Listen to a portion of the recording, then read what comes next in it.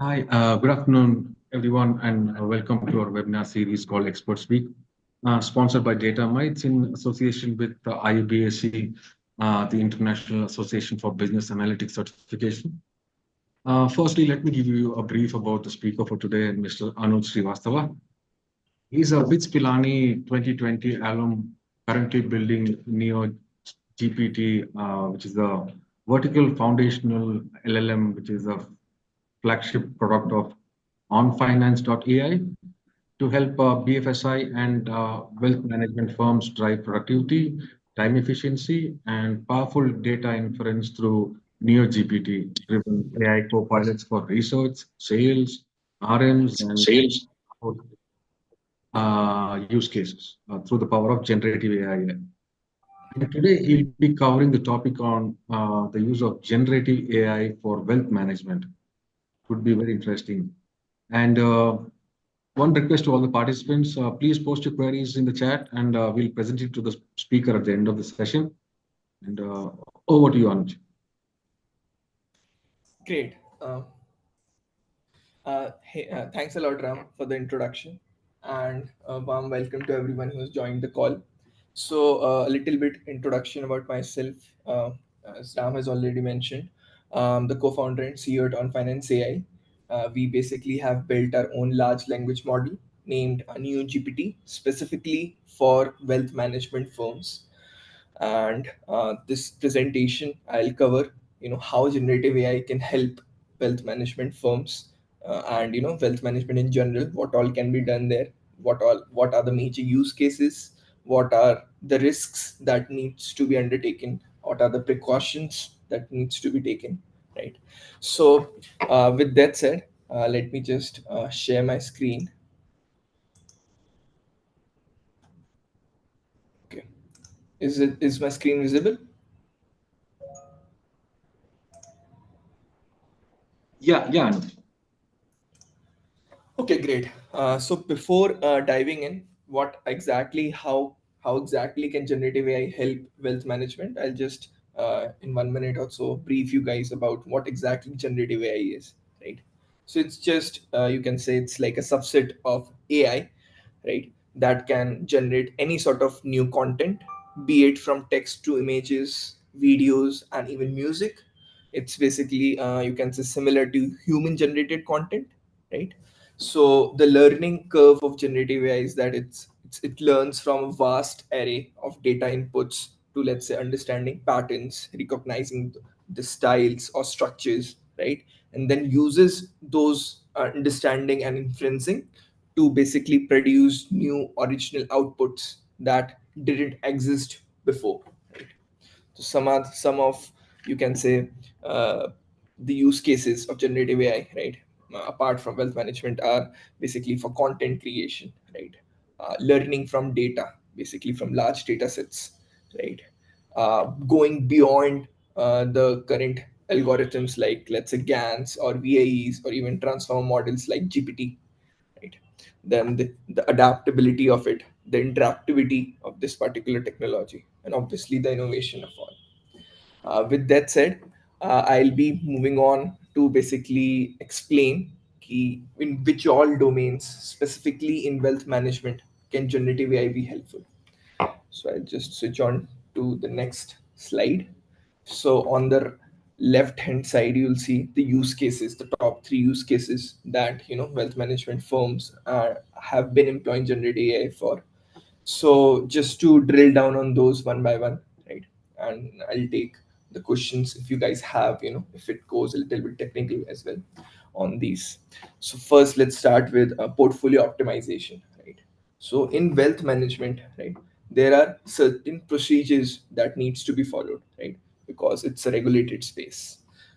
There is portfolio management, portfolio disclosures, portfolio optimization, risk management, risk assessment, fraud detection, right? So these are different you can say subcategories within the wealth management plethora, right, of use cases that usually big companies or you can say big firms usually deploy, right? So let's start with portfolio optimization. And can say portfolio management as well, right? So in finance, as we all know, there's a lot of data involved, right? A lot of it is extremely sensitive in nature as well, right? So so in terms of portfolio optimization or portfolio management, right, there is this portfolio allocation, right, with respect to the risk profile of a particular you can say client or an investor, that needs to be assessed, first before even deploying his or her capital to buy assets. Assets could be anything. It could be you can say uh, buying stocks to bonds to mutual funds to any sort of instruments, right?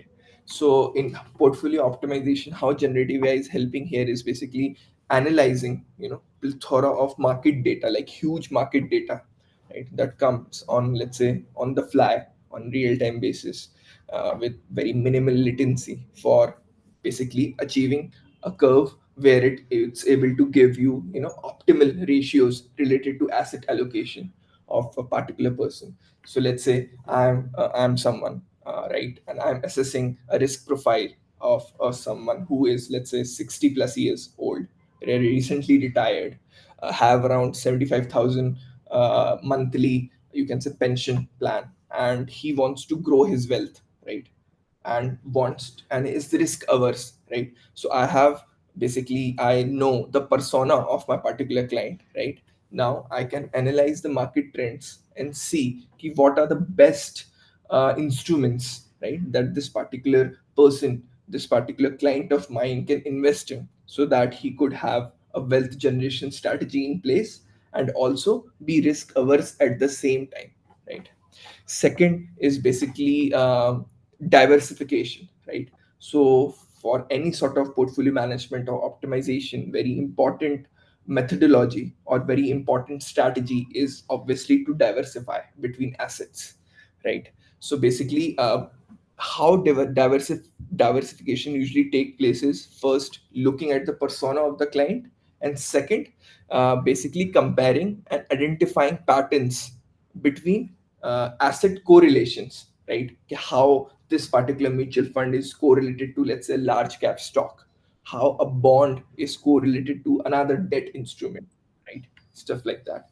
So basically, identifying these complex asset correlations require, you can say, a lot of ingestion, right? Lot of data ingestion, lot of unstructured data needs to be analyzed for that. There, generative AI is extremely useful, right?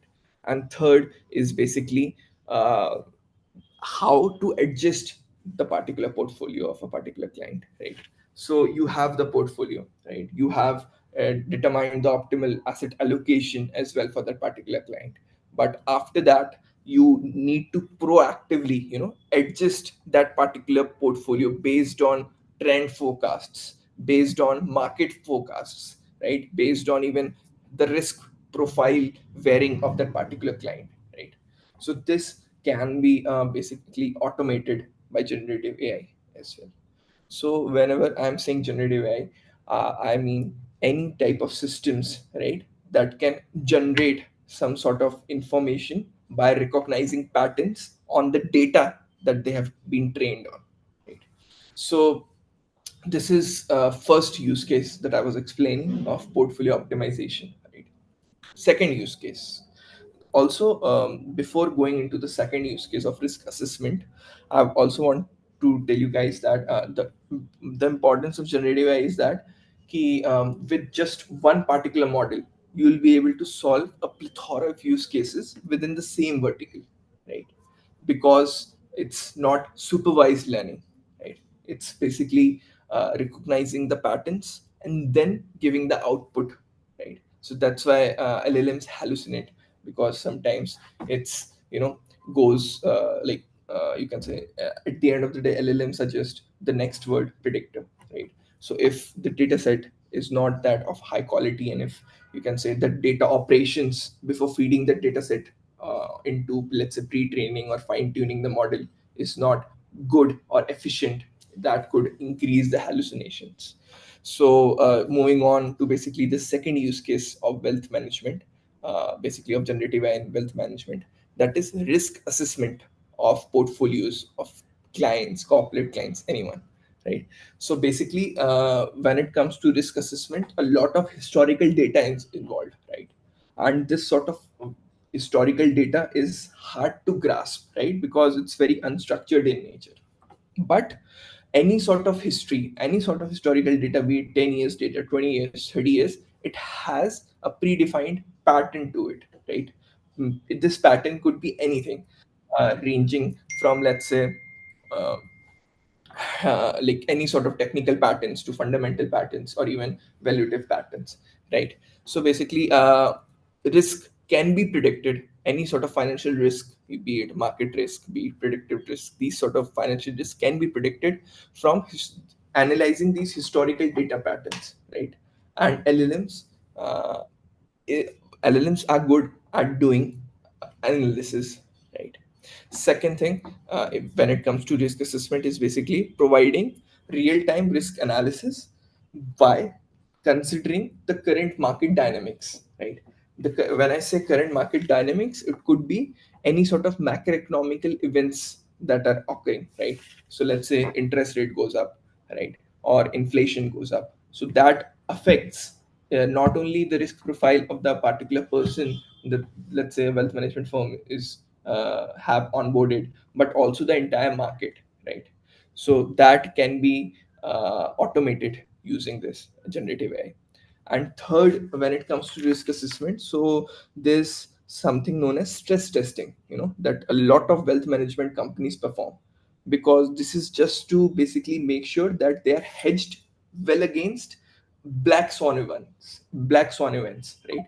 So just to give you an idea of what black swan events are, these are, let's say, 2020 when COVID happened, right? 2008, the real estate crash, 2000 dot-com bubble, right? So these are basically the black swan events. So these wealth management firms, they have stress testing systems in place which are extremely rule based as of now, right?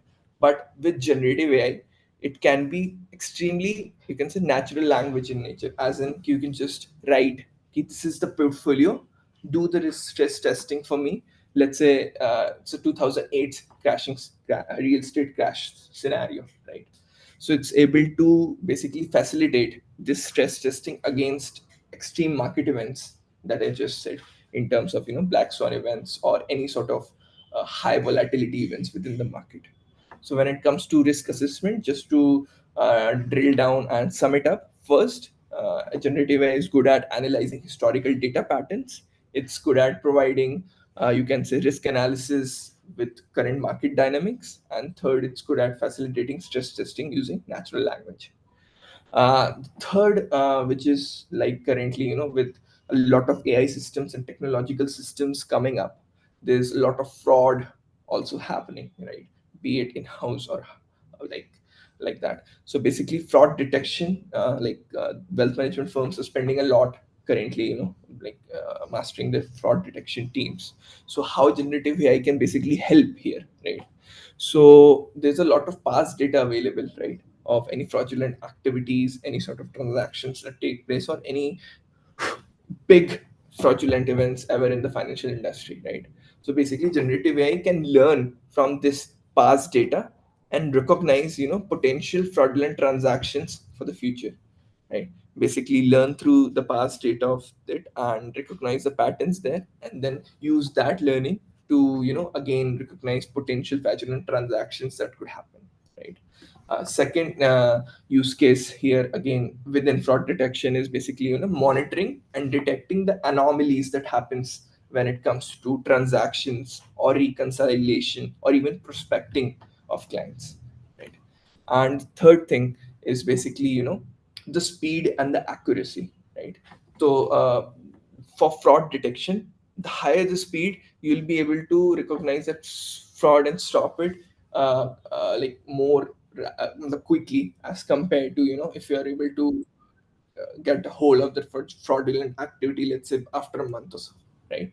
So basically, through generative AI systems, you can increase the accuracy and speed of your fraud detection process, right? So these, according to me, are the three main use cases where generative AI can really excel and accelerate wealth management, and also ease the adoption, you know basically in these particular verticals within the wealth management space, right? But as I said, with these use cases, there are a lot of advantages for generative AI itself, right? So we'll talk now on these particular advantages. First is basically enhanced efficiency, right? So when I'm saying enhanced efficiency, it means of the internal systems, internal wealth management systems, right? First, basically you can say ki it generative AI can help in automating routine tasks, like freeing up time to for strategic decision making for their internal teams. Second is basically with generative AI you can process and analyze large data sets, right, and rapidly. And third is basically you can speed up your transactions for, you can say, potentially better execution prices, right? As in, by providing better accuracy, providing better speed, right? um, in terms of the efficiency of these particular wealth management systems.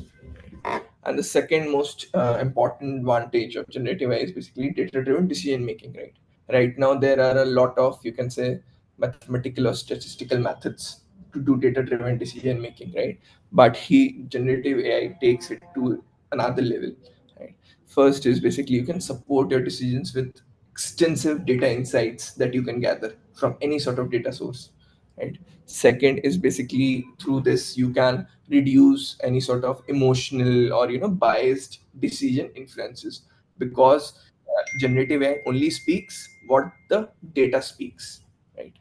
And third is basically you can also monitor market sentiment or any sort of sentiment that you want to analyze through data warehousing, through data analysis, through data inferencing, right? Third is basically specifically in wealth management, risk management is, you can say, one of the most critical pieces, to solve for. So first is basically risk modeling, right? So there are a lot of, you can statistical risk models in place, right? So through generative AI, you can develop a lot of these sophisticated investment risk modeling systems, right? You can enhance your understanding and you can say data visualization of these risk exposures. Get to the bottom of it for each of your client. And third is basically do predictive analytics with just natural language commands with generative AI, right? So that you are able to anticipate and also mitigate at the same time any of the adverse events that you think could happen in the future, in the near future, right? So that is about the advantages of generative AI for wealth management. Right.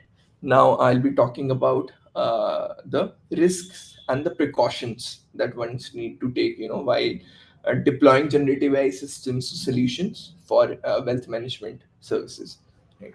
So first, I would say in terms of precaution, the very first thing is data privacy. Right. So ensuring there should be a very good policy implemented for data privacy, with you can say robust encryption and access controls.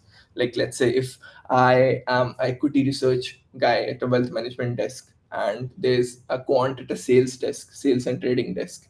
So quant should not have access to questions that an analyst at a wealth management desk should have access to. So access control, to establish access control, within these systems, extremely critical and important, right? Second is basically algorithm bias, right? So you have to make sure your AI models, right, whichever open source models you are using to fine tune them, the data that you are using to fine tune these open source models, so they are regularly audited, right, to avoid any sort of biasness in the, you can say, reply of these models or in the execution of these models.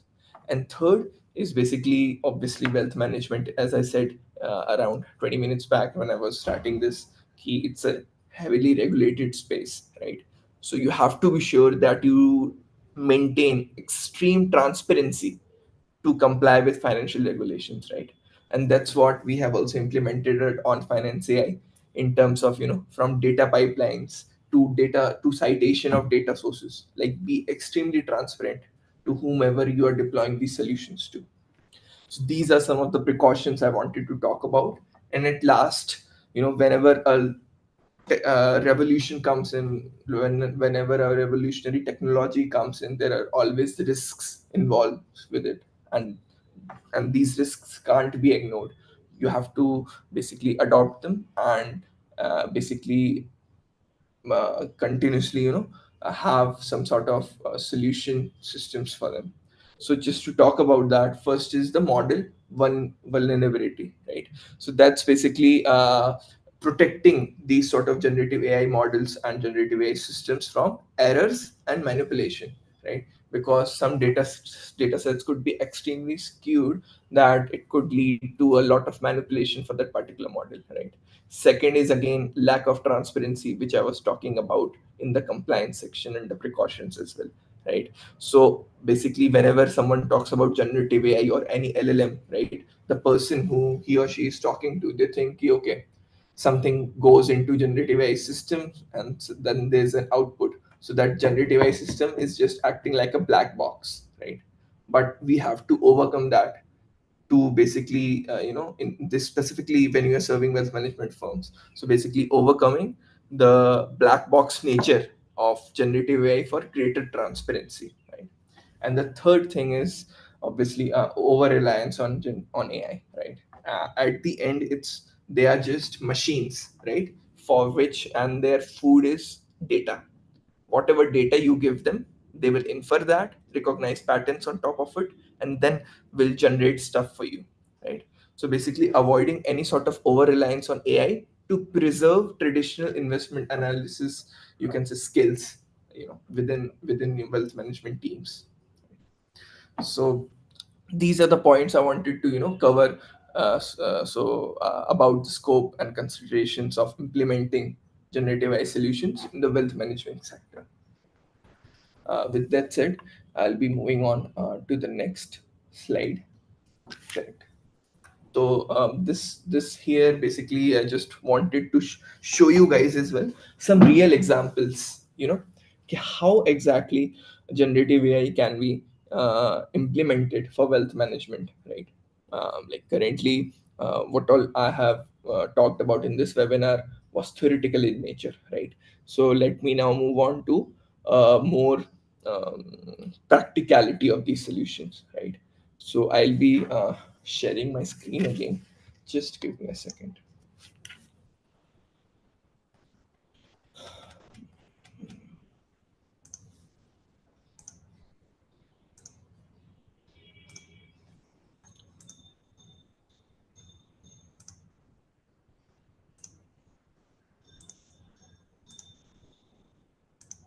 Yeah. Yeah. So I just wanted to, drill down on some of the major use cases of generative AI, right? So basically, NeoGPT is a vertical large language foundational model that we have made from scratch by fine tuning around three open source models, right? And this fine tuning was basically done using a lot of financial data, a lot of chain of thought, you can say financial tasks of how, you can say, analysts tasks are on a daily basis, relationship managers tasks are on a daily basis, right? And basically, as this new GPT is responsible for, you can say, providing co-pilots for any sort of financial research work, within the wealth management space, or for maintaining client relationship, or even customer support. So if I just click on, some of the practical use cases for management companies, right? So there are, let's say, specifically for their internal teams, right, where they need any sort of research assistance for their analysts. They need any sort of portfolio analytics for their analysts, any sort of CRM systems that they need for relationship managers, and for the end users as well. If we are, let's say, doing it for retail clients, wealth management for them. So basically helping them with customer education, with personalized responses, right? And even any sort of assistance, be it related to customer assistance or transaction assistance, right? So basically, I'll just show you about talk about a little bit more use cases, where generative AI has been useful to these wealth management companies. Right. So here, if you see, basically one of our AI copilot for research analysts, right, where we are helping wealth management companies with basically automating their company any sort of analytics that they have in terms of company analytics, be it a large cap company, small cap company, medium cap company, right, and any sort of portfolio insights that they want to infer of these particular users, right. And the second most thing is, we have seen in wealth management companies there are also a lot of research desks, right. So basically automating their research analysis process, automating the reports that they are making.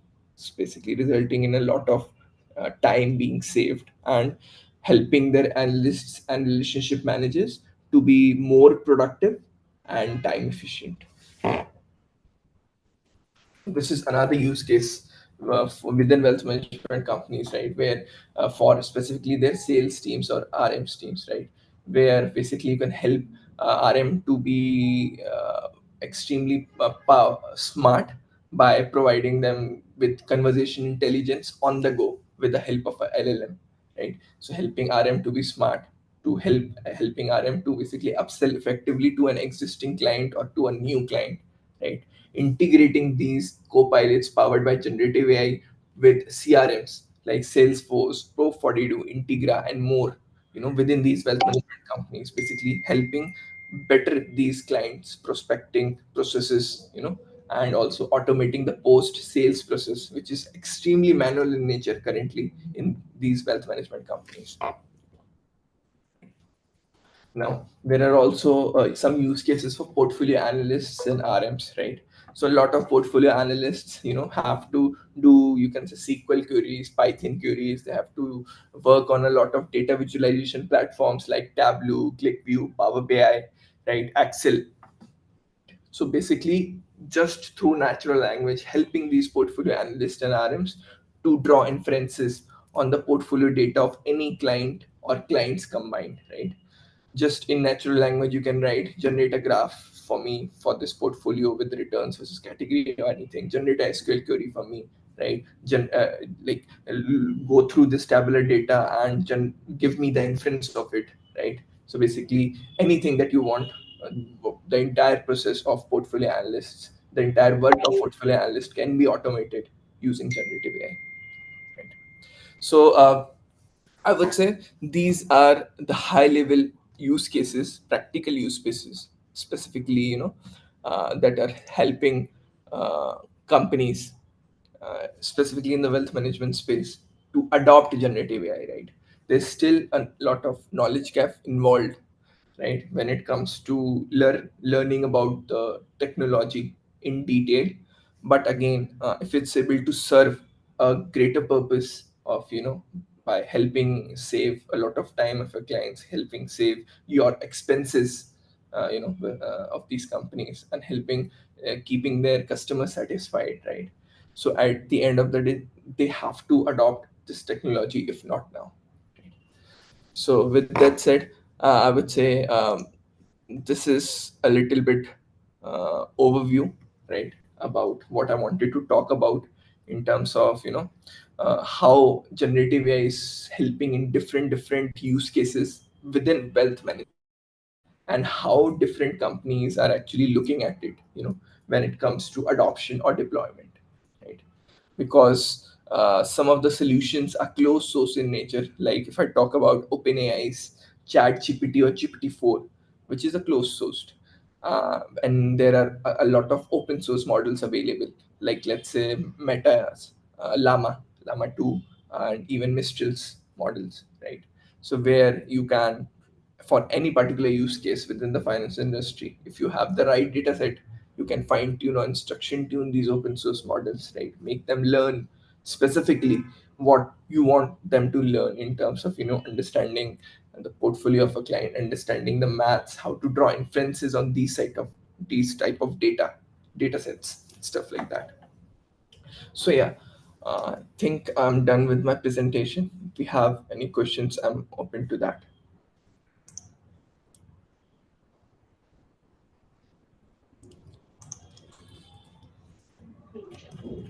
Yeah. Uh, Thanks, Anuj. We can start with the Q&A.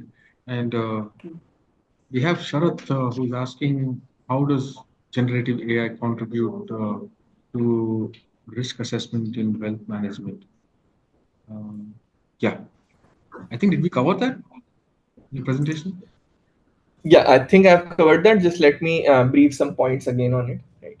So basically, for risk management, how generative AI is helpful, I think there are three main points in which generative AI can help. First is basically, you can say, it basically allows for, like modeling of in a lot of different types of investment risks, right? Helping perfect those risk models. And then second is providing better tools, for analysts within the risk management teams for better understanding and visualizing these risk exposures of the client, right? And also in helping automating predictive analytics process that's currently being done through, you can say, supervised AI or statistical AI, right? So basically enhancing the ability to anticipate and even mitigate, adverse events that I was talking about, black swan events, through predictive analytics using only natural language through generative AI. So I think these three are the main points how generative AI is being helpful in risk management. And we have Hillary asking, how is generative AI helpful to pension funds? So I think she's referring to investments in pension funds. Okay. So basically, uh, how it's helping the folks who work at pension funds, right? So I would say ki generative AI, in my opinion, can be like highly beneficial, right, to pension funds in a lot of ways, right? Just to drill down on three, four ways, there is in these pension funds, a lot of investment strategies formation, and you can say operational management involved, right? So just to highlight some of the key benefits, I would say first of them is ALM, which is basically asset and liability management, right? So basically, generative AI can, you can say, simulate various economic scenarios, to project future asset values and pension liabilities, helping funds and fund managers to understand potential outcomes and make better informed decisions, right? And then again, there are these three that we were talking about, for these pension funds as well. That is portfolio management, investment strategy development, and cybersecurity, right? So basically, it can generate thousands of potential portfolios based on historical and projected data, helping funds to basically find that balance, that optimal balance between risk and returns, tailored to their specific liability profiles the of the personas of the clients. And then again, AI can identify, you can say, new investment opportunities and asset classes by analyzing large volumes of market data, basically potentially uncovering a lot of non-traditional assets that might yield better returns than traditional assets, right? And then there is, as I was talking about, operational management, which comes under operational efficiency, regulatory compliance, and reporting. AI can help in completely automating and generating reports and ensuring key compliance, is in line with this ever-changing regulatory environments, by adapting to new rules and producing required documentation as well by learning those. And then there is operational management, which is basically automating routine tasks. Generative AI basically can allow pension fund managers to focus on more strategic activities, right? Reducing costs and improving services, you can say, service quality, right? So these are some of the things I think where generative AI can really help, right? And there is something also known as for these pension funds, that is actuarial analysis, right? Basically, generative AI can be helpful there to basically improve the accuracy of, you can say, life expectancy projections and other actuarial assumptions, by analyzing again larger and broader data sets, leading to better informed funding decisions for these pension funds. So yeah. Yeah. Thanks, Anuj. But I think we have a couple of career uh, related questions. We again have Hillary asking if a Bachelor of Commerce graduate can pursue artificial intelligence as a career. Um, Can you repeat that for? Yeah, can a Bachelor of Commerce, right, a graduate, Mhm. can he or she pursue a career in artificial intelligence? Is what I can gather from the Definitely. question. Sure. Got it. Yep. To answer that, so let me just give you an example of myself. So I am a chemical engineer, right? But Oh, currently I brilliant. have, yeah, founded a company in the generative AI space, right? Built LLM on that. So it's like, so that's the good thing with generative AI is that if you are a non-tech person, right? The advantage that, let's say, a developer or a AI engineer had on you is not there anymore, right? You can use these large language models GPT-4 to generate even better code than some of the developers currently in the market, right? So the knowledge gap that used to exist between techies and non-techies have completely been, you can say, demolished by generative AI, right? So even if I would say ki, even if you are a lawyer or from a commerce background or even a doctor, right, you can build anything in generative AI, right? You can even you can use generative AI for any sort of work, right? So I don't think you being from a commerce background would affect that. If you are really interested in generative AI, I would ask you to pursue that, right, and see where it takes you. Thanks, Anuj. And we have anonymous attendee asking, uh, how does generative AI impact the role of human financial advisors in the wealth management process? So basically, they're asking, will generative AI replace the role of human financial advisor? Correct. So, according to me, I wouldn't say they will completely replace the role of investment advisors or any of such. Obviously, in the next 5 to 10 years, I didn't know. I don't know. Maybe if OpenAI comes up with AGI, then it's obviously inevitable. But again, I think it currently generative AI systems are developed in such a way that they act more as a co-pilot or assistant to these investment advisors or even other teams currently, right? So in the near future, in the next couple of months, I'm seeing these co-pilots get evolved into agents, which can start, you can replacing investment advisors as well, right? Be it when it comes to automating any sort of internal tasks or even gathering any sort of intelligence or inference, on complex data sets. So yeah, that's my take on it. Yeah, we have a question from one of the Yep. participants watching on YouTube Mhm. regarding any ethical considerations related to the use of generative AI. We are in the cusp of actually going through a lot of regulations, but then anything which jumps out at you in terms of like, what we see uh, going, flying in front of our face right now in terms of, the ethical side of, Mm-hmm. using AI in the wealth management sector.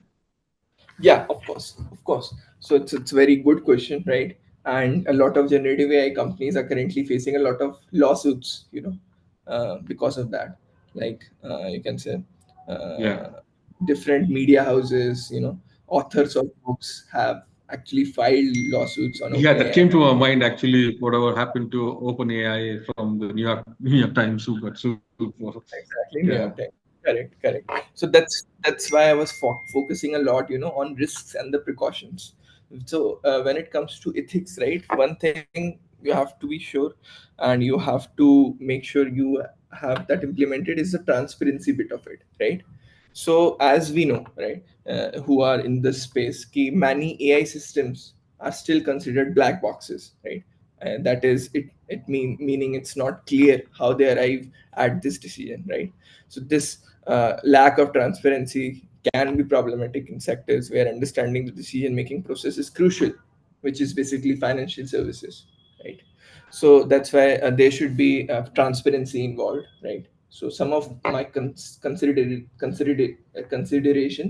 that one person can take, to develop ethical generative AI solutions, so that you should be extremely transparent about your data pipelines. Your models should not be biased, right? There should be like fairness there. Your accountability, it's very essential, basically establishing clear lines of accountability, as in key when AI systems make decisions, it can be extremely difficult, to determine who is responsible for those decisions, specifically when they have negative consequences, right? So that's why establishing these lines of accountability at every step is very, very essential. Then there is privacy. Generative AI requires huge amount of data, because more the data, more analyzing, more inferencing, and it will be able to give better answers, right? But these sort of large amounts of data can include a lot of personable identifiable information, that is very sensitive personal information, right? So we have to ensure that this data is collected, stored, and used in such a manner that respects privacy. It's this is a major ethical concern, right?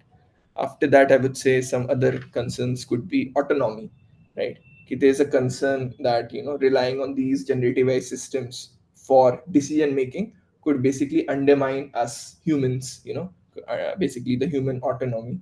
So this is particularly, you can say, relevant in areas where a lot of personalization is involved, right? Like personalized content recommendation, personalized, specifically in the financial services sector, where let's say AI influences the information people see, and by extent, what they think and do.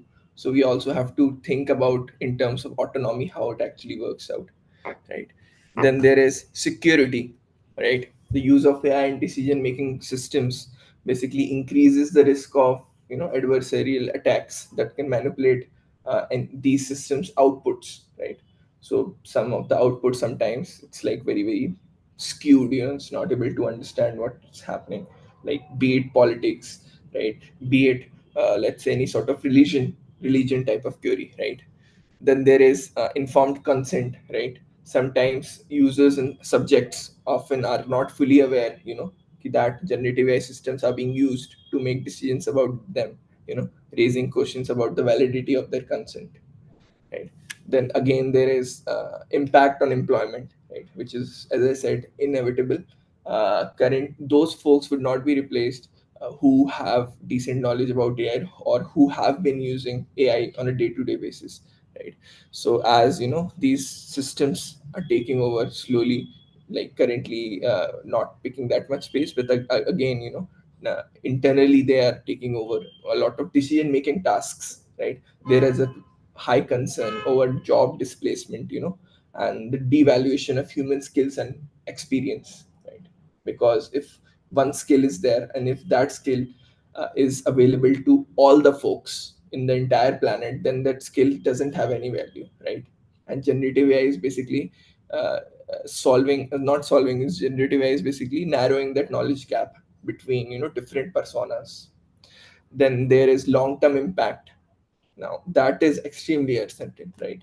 When AGI comes in, we'd see, but there's still uncertainty about the long-term societal impacts of decision making AI, right?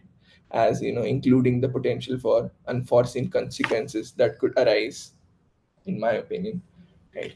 So I think these are some of the points that we have to take in mind, while building or even looking at ethical generative AI solutions.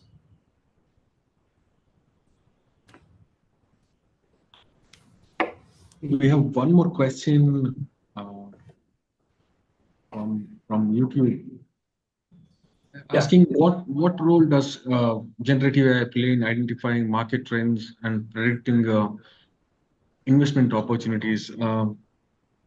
While you're answering the question, Anuj, I'd like to know, like, you made a point on the Black Swan events, like, like what happened in 2008, the subprime mortgage crisis involving the Lehman Brothers. Correct. Like we have one which is almost on the horizon with that, the real estate issues, which is happening right now, maybe in China and Oh yes. Evergrande. So you told me that like generative AI can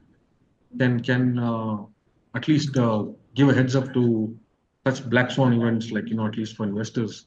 So can you Mhm. throw some more light on that? Like basically in answering the same question which I just asked you right now. Correct, correct. So basically, you're saying कि how these black swan events can be prevented using generative AI or uh, I don't know if they like can prevent it, but then at least like for people who at least they should be knowing that something is coming up, right? Because Mhm. anyone Correct. caught unawares, right? Mhm. Exactly, exactly. So that's a good question. So basically, how generative AI can help with black swan events, right? So basically, in my opinion, I have seen like some of the big ones that I was talking about, 2000 .com bubble, right? Then 2008, this real estate crisis. Then again 2012. Then 2020 COVID, right? So basically, these are all scenarios, right? If we talk about, let's say, I'm a machine, right? If from how a machine thinks, right? So machine works on two, three things. There is data involved, there is patterns there is scenarios that it has in mind. And then there is deterministic probability, right? Key, what's the next probable word I should insert? So I think from my perspective, generative AI can definitely be powerful for helping these sort of wealth management organizations, prepare for and respond to these black swan events, because these black swan events, if I talk about in terms of maths, they are highly improbable occurrences, but their consequences are extremely severe and you can say widespread, right? So the first thing that could help, and folks are already doing this, big hedge funds based out of the US, they are currently deploying generative AI systems for scenario analysis, right? So basically, what's happening there is again simulation, right? As in generative AI is simulating vast range of, you can say, possible scenarios, right? You can say plus 10, minus 10, plus 10, plus 0, minus 10, plus 0, like that, right? And including those that have never occurred before, right? And training these LLMs, instruction tuning these LLMs, and seeing key, which basically helps in understanding, if that helps in understanding potential risks and prepare for unlikely events, right? So generative AI systems for scenario analysis is there. Then again, stress testing, as I was talking about in the use cases, right? Predictive insights or analysis, right? That can be automated using this. Then again, in terms of you can say planning, that is resilience planning, right? Basically by again simulating the impacts of, let's say, another black swan event on different business functions within these firms. These functions could be anywhere ranging from operations to supply chain to even business plannings, right? And then there is again those two things that I talked about: portfolio diversification, risk management, right?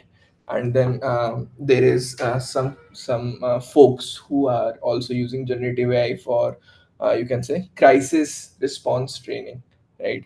Where basically they create realistic training simulations for decision makers, right? And then ask AI to basically improve their readiness to handle any sort of emergency situations effectively, right? And then other than that, basically I would say any other sort of points to talk about, maybe recovery. If I talk about, let's say, post any sort of black swan event, generative AI can basically help in analysis of that particular event, because after a black swan event is occurred, you have a lot of data for that event, right? What exactly happened there. So basically help in the rapid analysis of these impacts, and maybe come up with, generate a lot of recovery strategies. That's task, thereby reducing the downtime and also mitigating long term effects, so that the same type of downturn event or the same type of black swan event doesn't occur in the near future. So yeah, I think these are some of the points I wanted to highlight. Yeah, I think we got to know some interesting questions, really. I mean, that's it. Uh, Yeah. we can have time for just one more last question. And we have Lamin asking about how can generative AI be used in revenue authority to manage enterprise risk management. It's Okay. something which, Okay. Basically, for ERMs. No? yes, Yep. Yep. So again, I was just talking about enterprise risk management solutions or systems. They are again a part of risk management as a whole, right? So generative AI, if I just talk about in bullet points, right, where generative AI can help these ERMs, right? There is this identification process of any sort of risk that's occurring, right?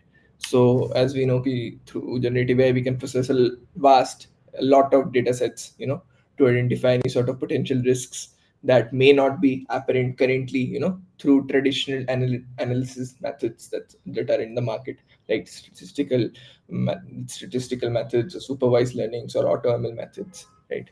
Again, second thing is again simulation, simulating various scenarios to predict how different risk factors, might interact and impact these sort of enterprises. So first is, according to me, identification of these risks, and second would be basically the assessment of any sort of dynamic risk that's occurred. Right, generative AI is very good at it because one of its component is RLHF, which is a reinforcement learning human feedback. Right, which basically keeps on learning as you ask more and more questions to, let's say, a particular model. It keeps on learning on its own, which answer is was more favorable to that particular person, which was not.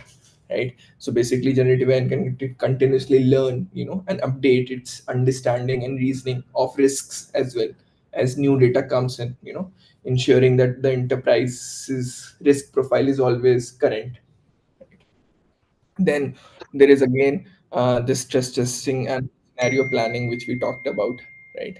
The other thing is again, regulatory compliance are higher when it comes to ERMs, as in key generative AI can help keep a track, of these regulatory changes, generate these compliance reports, hence reducing the risk of, you can say, non-compliance penalties, right? It can also again simulate the impacts of potential regulatory changes on these enterprise operations, right? Preparing these enterprises for smooth transitions. Some other thing when it comes to enterprise is that again, cybersecurity is an important issue there, right? So cybersecurity threat, I would say, so any sort of intelligence on cybersecurity threat, right? So as in basically generative AI can be used to simulate cyber attack scenarios, different scenarios, to identify potential vulnerabilities, in an enterprise's IT infrastructure, right? That's one of the hardest tasks of data ops teams as of now, right? And then there is again, it can help in developing, you can say, robust mechanisms, defense mechanisms, by understanding how these cybersecurity threats evolve and could evolve, right, if they have like a sample space. And I would say the last thing is maybe risk management, which is a little bit integrated, like IRM, which they call, I think. So it basically enables, integration of a lot of disparate risk data, across the enterprise, you know, such that the analyst or the person or the folks, the teams there could have a holistic view of the entire risk exposure, hence mitigating the risk through these ERMs. And then there is generative AI can also help in, facilitating, you can say, cross departmental collaboration, by basically interpreting and unifying these risk languages, risk matrix, and even these risk exposures, right? So yeah, I think these are some of the points in which how generative AI can be used by these ERMs. yeah, brilliant, man. Uh, I think we just about run out of time to take any more questions. Yeah, But then it's been a very interactive session. And first of all, thanks you so much, Anuj, for taking time out from. I know you you run your own show, but then thank you and really appreciate you taking time out, like for us covering a very new topic, which is like which is generated a lot of attention for us today. And yeah, thank you all for joining us today. And we'll keep you posted on the upcoming events on all our social media channels.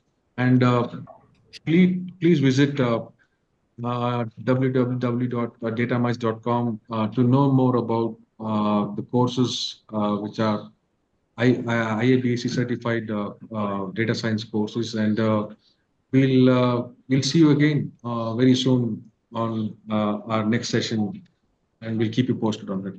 Thank you so much, Anuj, and thank you all for joining us today, and have a nice day. thanks, thanks a lot, everyone.